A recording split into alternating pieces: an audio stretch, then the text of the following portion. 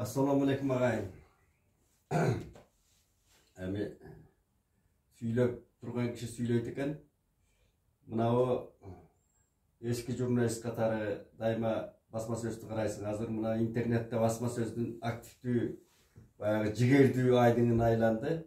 Ана газет журналдар дегенде қолыма емне тиіс ошоның барын қарап күнде қарайсың. Баяғы бұл өзіңдің кесіптік ошол бүйрөң кесіптік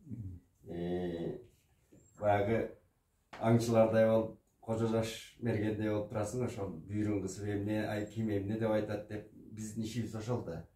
Ана күнү кечээ мына президент куткаруучулар деген куткаруучулар менен жолугушуусунда бир абдан бир жан кейиткен фактын айтып атат да. Мына Кагылайын ысык көл биздин эми Ала Тоо деген жерибиз өзү эле көз мончоктой, ааламдын көз мончогундай болгон жер өзү. Башка жерлерди көрүп, эми ар ким мекенин асыл дейт, мекенин бейиштин төрү дейт. Ар бир адамга мекени ыйык. Бирок ошол тияк бияка салыштырганда биздин мекендей мекен өзү чынында ушу төрт тарабы төп көлгөн Ала Тоодо төрт мезгил. Кыш, жаз, жай, күз баары турат. Жерде сууң да бар, баардык койчу өсүмдүктүн улуу жараткан берген өсүмдүктүн баардык түрү, жан жаныбарлардын түрү ушул көз мончоктой жерди ата бабабыз сынган бутун канжыгага байлап бизге таштап кеткен. Ошол эч кандай уюмдар, тиги унус жок деп сайрап келатабыз го. Анан эми ушул ысык көл эми ошол Ала Тообуздун көз мончоктой Ала Тообуздун дагы эле кареги да ысык көл. Ушу ысык көлгө ушунча мамиле жасайт экенбиз. Кечээ президент ушу акыры адамбыз го деп ыйламакчы болуп айтты президент Садыр Жапаров. Ошо көлдүн түбүнөн жанагы тазалоочулар атайын жанагы Водолаз көлдүн түбүнө кирип тазалап чыгышкан экен. Ошол атайын спец кийимдерин, атайын кийимдерин кийип. Ошондо 90 канча километрге жете турган торду алып чыгып атышат. Тор, ошончолук торлорду. Карачы эми ошону бир жактан келип жазадыбы. Ошол эле көлдүктөр кыргыз, көбүнчө кыргыз да. Ошо өз жерине ошондой.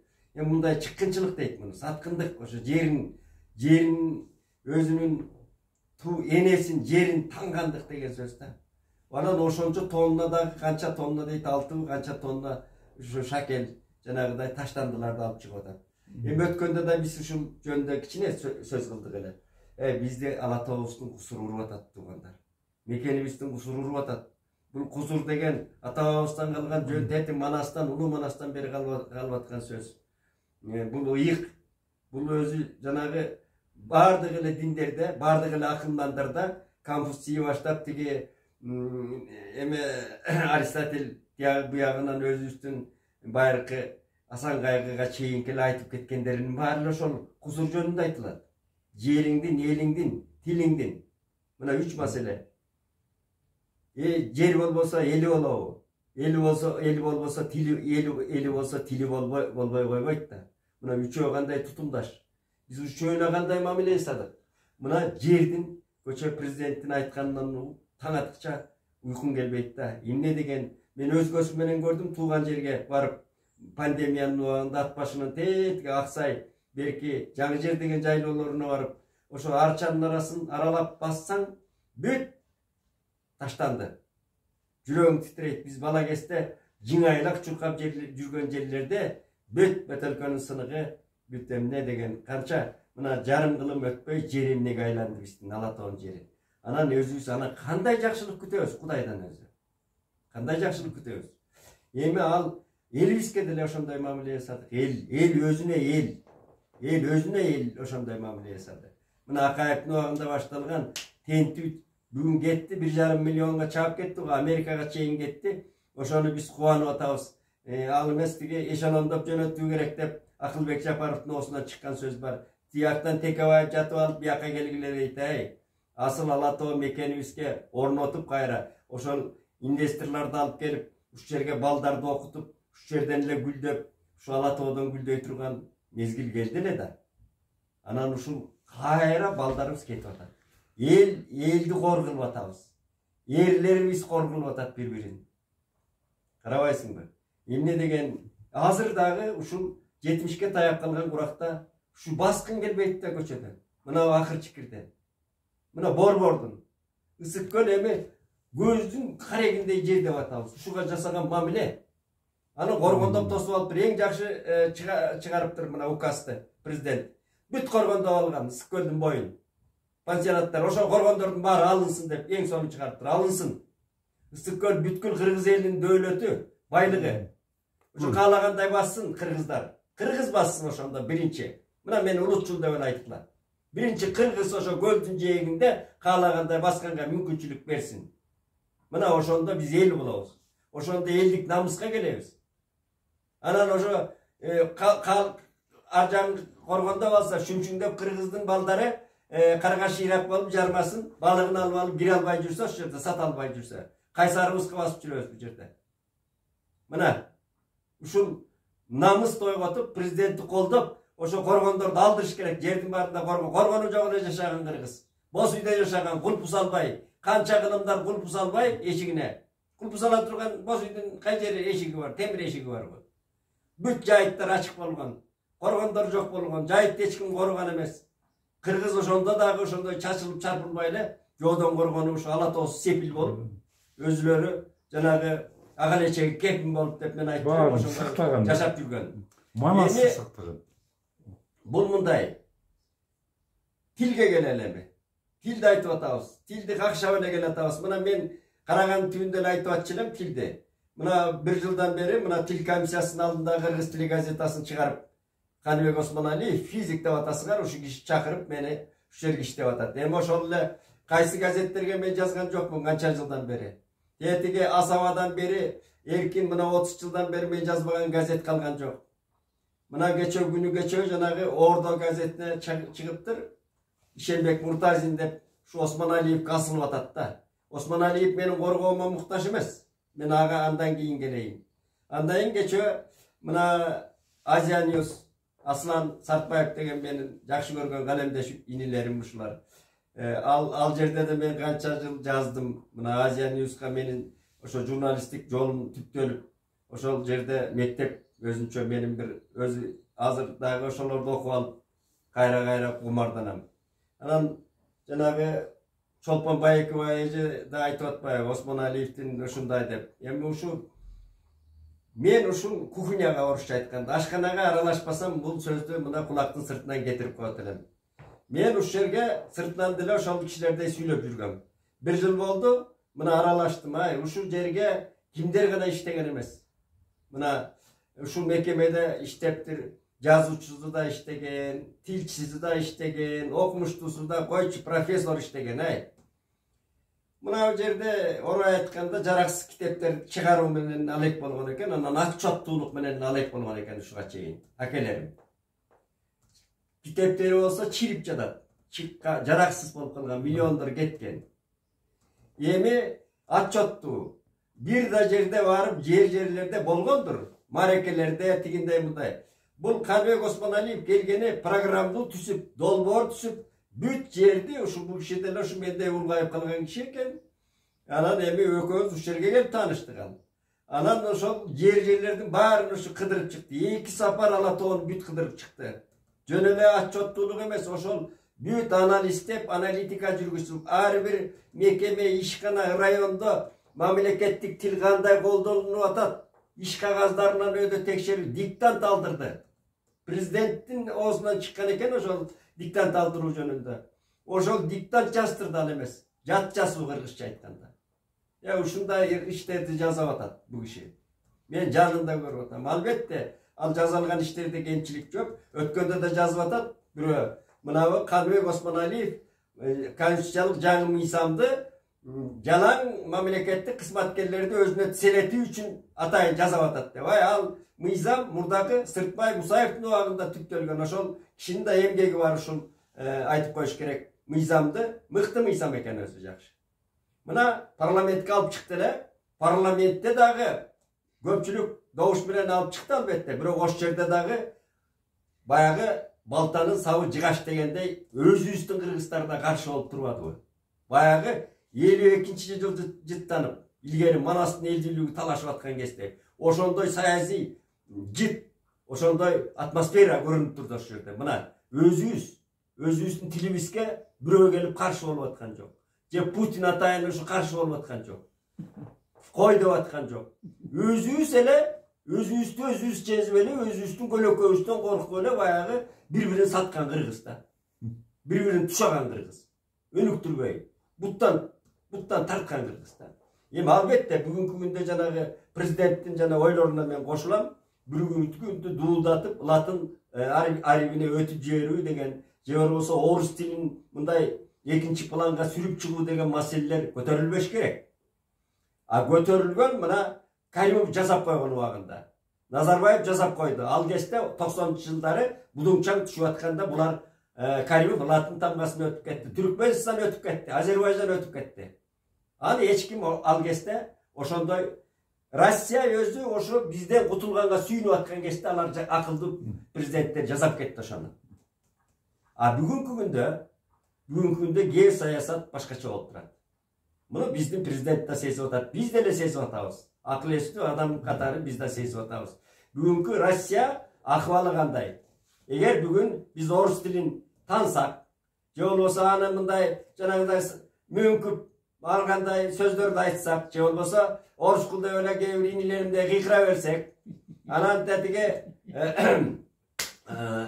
андан дагы барып алып анан эмне деген жанагыдай жалаң эле биз кыргызча болобуз деп жанагы расмий тил деген статусту алып салганга азыр биздин мындай айтканда саясий жагынан дагы Россия мындай болуп турган кезде биздин 1 миллиондон ашык жарандарыбыз, балдарыбыз ошол жакта иштеп турган кезде, мындай дүйнө кылтылдап турган кезде биз аны жасаганга азыр бир кезде боордош деп эсептелген. Великий. Ошондой чогуу жүргөн, анан андай баягы жакшылыгын көргөн элге, журтка, империяга анда биз чыккынчылык болуп калат. Мына ачык эле айтайын. Мен Европаны да жакшы көрөм. Азыр да Европага баргым келет. Бирок биздин тамырлаш, тагдырлаш жүргөн өмүрүбүз, жолдорубуз бар да, кыргыз эч качан жакшылыкты унутпаган эл өзү кезинде. Ошон үчүн биз азыр этият сүйлөп, аны мисалы үчүн айтып атат Чолпон Байекова, Аслан Албатбаева, жанагы Шакиев, Нурланбек Шакиев орус тилин чалып аткан жок, алай кыргызча сүйлөйлү, кыргыздар сүйлөбөй калдык деп атат. Шакиевдин сөзүн бурмалаш кереги жок, ал мен Шакиевдин мындай эле көрмөн эмесмин. Ал Нурланбек иним күйгөндөн айтып атат. Бүт ошол жердеги депутаттар тамтамдап же кыргызча эмес, же орусча эмес келегей сүйлөп, жанагы аксакал депутаттарга айжигитип кимдерге мен кайрылгам бу убагында. Сүйлөсөңөр кыргызча сүйлөгүлөр, же орусча сүйлөгүлөр. А силерди көрүп атпайбы? Күнүгө мына балдар көрүп атат. А балдарга эмне деп айтсам, мына мындай деп атат. А бүгүн неберең менен мына Бишкектин көчөсүнө чыгып көрүлөчү. Мендей сумкаңарда асынып алып, журналисттер Бишкекти аралап көргүлөчү кагалайындар. Мына бу Бишкек кала кыргыздын каласы деп айтылабы? Ошол айылдан эле келген жанагы байбичелер, аталар, неберелери менен там-тамда орусча сүйлөшүп баратат. Маршруттук автобустарда, көчөдө. Бир муун өтүп кетсе, мына 30 жылда эмне болуп калдык биз? Акаевдин саясатынан бери. Ботко айланбадыкпы? Канча секталар кирип кетти бизге азыр. Диний секталарды айт. Жүрөк титирейт, эгерде аралап мендей басып карап көрсөңөр. Болкулдайт жүрөгүң. А тил дагы туптуура жанагы 50 жылда эмес, 30 жылда жоголот мындай болгондо. Эгер ушундай жүрүп отурсак. Ошон үчүн мынабы мен Каныбек Осмоналиев менин жактоомо да, мактоомо да муктаж адам эмес. 1 жылда жасаган мына Камбаралы Бобулов деген акебиз. Сөймөйүн кесеп тетиги расмий тилди кийирбейли деп бакырып атканда Турдахун Усуалиев баштап орус тилин кийирип койгон ошол жерден.